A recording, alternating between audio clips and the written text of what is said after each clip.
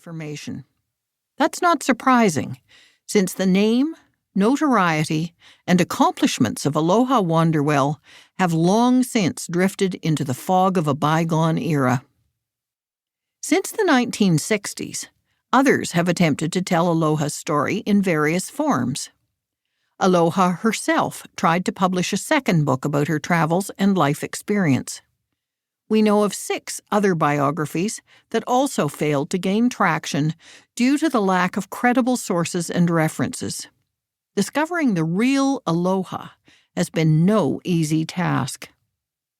It was in comparing official archives with original source materials, and also against third-party accounts, including newspapers, that we came to a dramatic realization.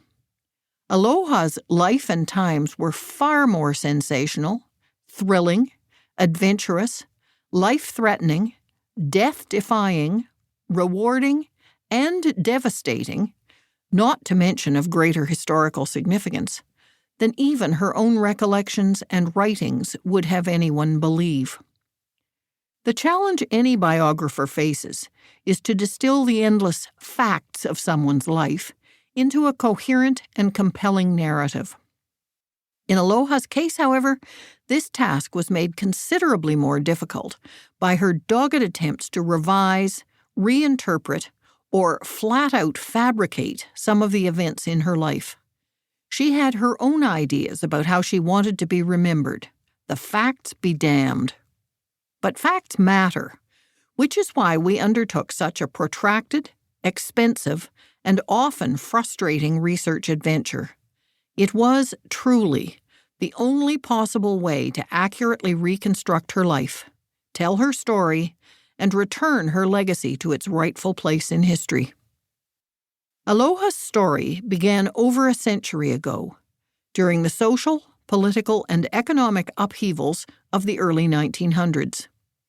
The events of those years set the stage. A young girl drove off on a global adventure, set world records that have yet to be broken, entertained audiences around the world, and created a life that only Hollywood could compete with. No wonder Aloha Wanderwell became known far and wide as the Amelia Earhart of the open road.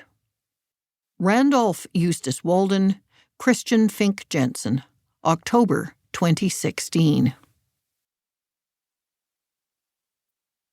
Prologue.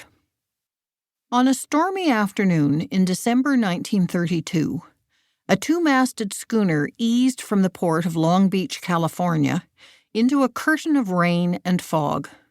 The boat, a ramshackle 100-foot yacht, veered and pitched over rough seas, while a small group of people gathered on her port side, holding tight to the railing and listening while a handsome man named James E. Farris shouted through the squalls, delivering a eulogy.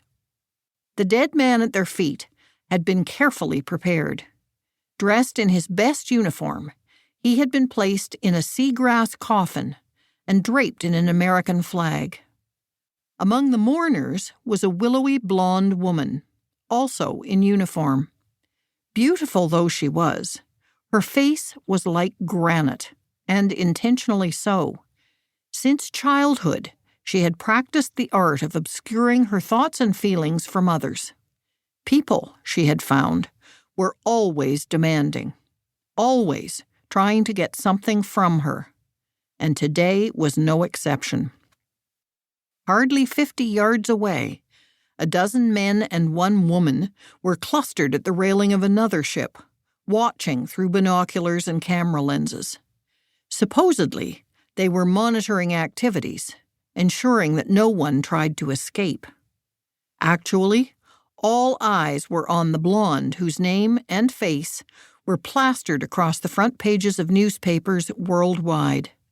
It was a sensational story, packed with everything that sold papers. Far-flung settings, world records, beautiful girls, political intrigue, illicit sex, theft, violence, espionage, smuggling, and murder. The only problem